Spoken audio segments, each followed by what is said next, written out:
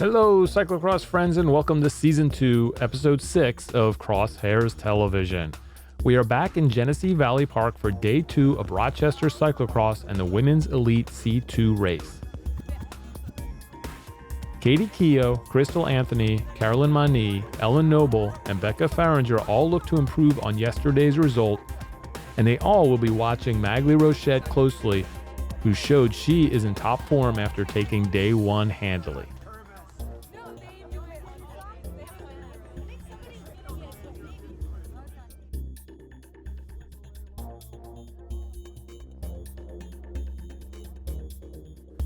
Noble gets the early jump, taking the hole shot, and is followed by Rochette, Keogh, and the rest of the field.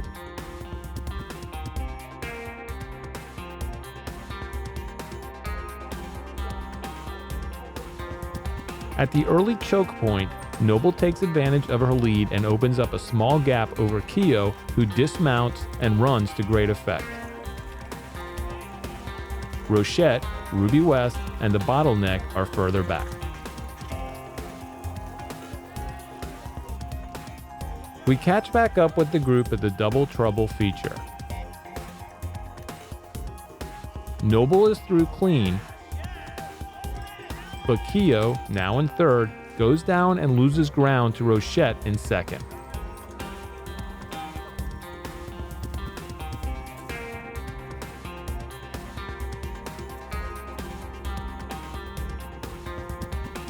Noble punches it on the fast flat grass straight that heads toward the planks. Rochette digs in to keep up. The field is already spreading out as Keogh and West chase behind.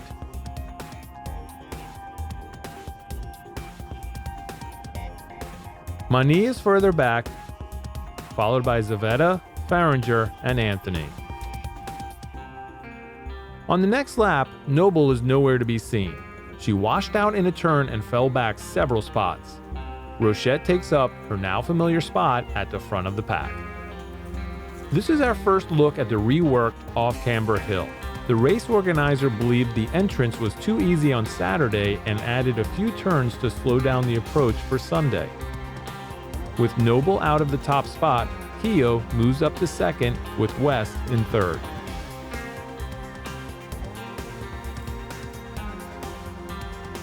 Mani, Farringer, and Zavetta are the next trio.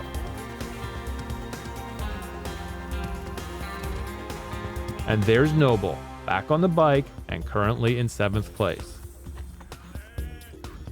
At the end of the lap, Rochette already has a commanding lead. Keogh continues to ride alone in second. Farringer has now moved into third with Mani on her wheel. West has dropped back to fifth. Picking up one spot, Noble is now in sixth. At the stairs, the status quo holds as Rochette continues to dominate. Keogh, who's fighting a cold this weekend but looking stronger than she did on Saturday, remains in second place. And as we pan back, we see Noble, who has ridden herself back in contention, going from 7th to 3rd in only one lap. Mani uses a strong run on the stairs to slot ahead of Farringer.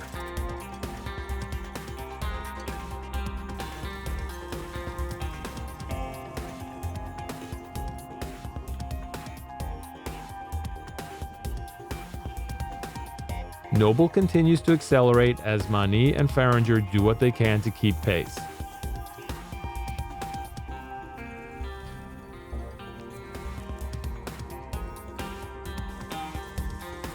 Zavetta is not far behind. At the second half of Double Trouble, we can see how the section has turned into deep moon dust. Rochette continues her dominance. Keogh remains in second.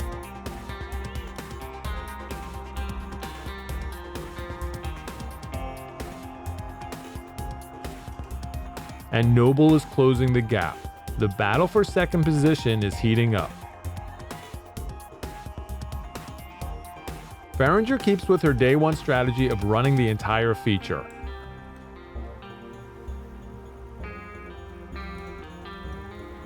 Her and Mani continue to trade off between 4th and 5th position.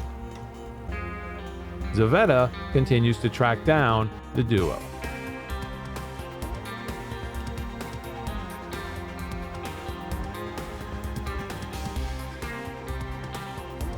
Back at the uphill off-camber, and Rochette continues to cruise.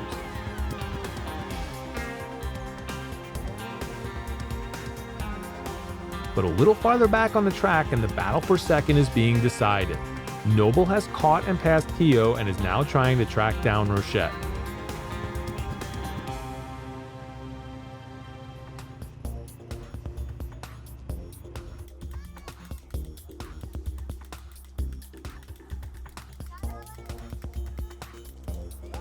Through the woods and the dust-covered, rutted-off camber, Noble increases her lead.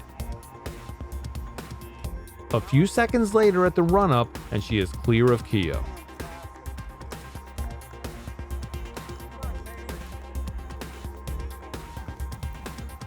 Let's stay back in the woods for a tick and check out Mani on the fast descent after the run-up. She has once again traded spots with Farringer.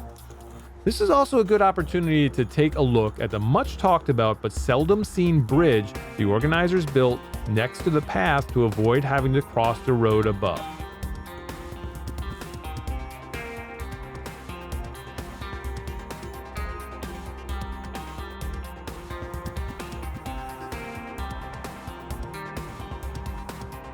Back to the front of the race, and Rochette has a lap to go and is looking as smooth as she did on the opening laps.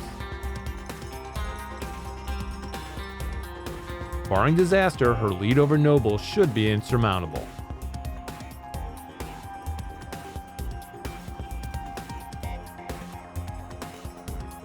And Noble has increased her lead over Keogh to secure second place.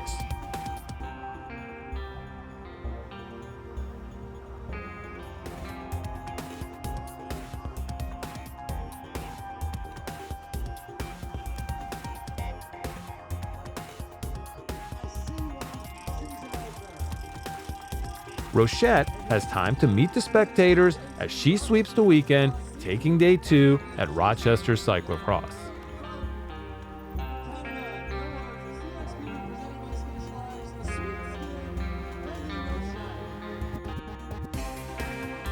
Noble puts in the ride of the day, crashing early and fighting back to earn second spot. Keogh finishes third.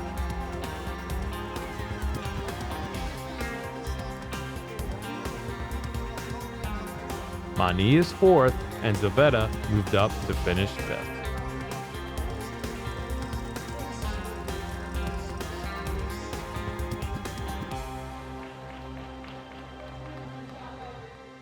You know, I'll be super honest. I'm a dreamer.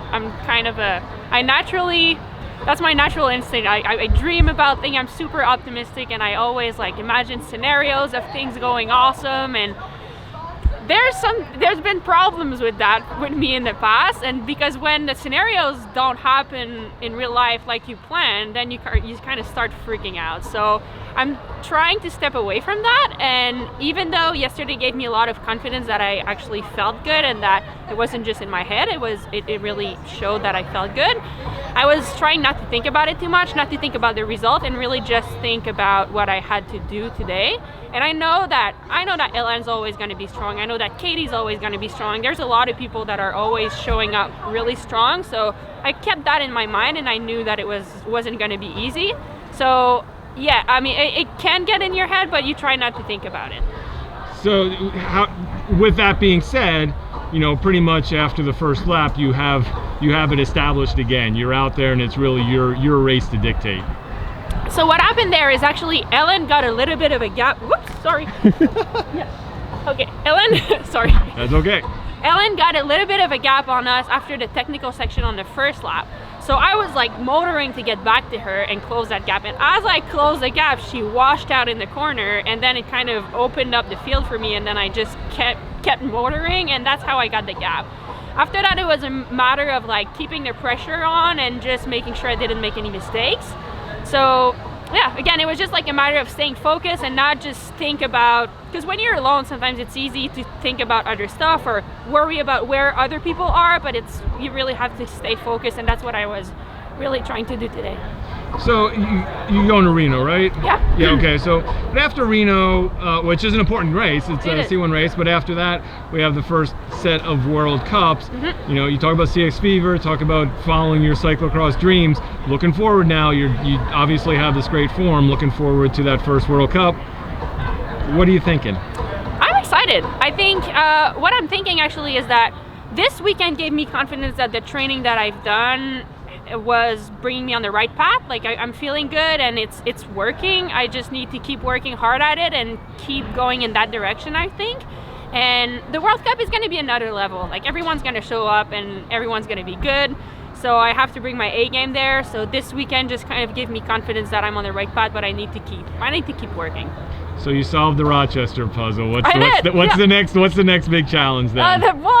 There's a few good big challenges coming up. With, as you said, the World Cup's coming up. That's going to be big challenges. Last year I didn't do extremely well at those, so I'm looking forward to improve on that and just have strong performances there.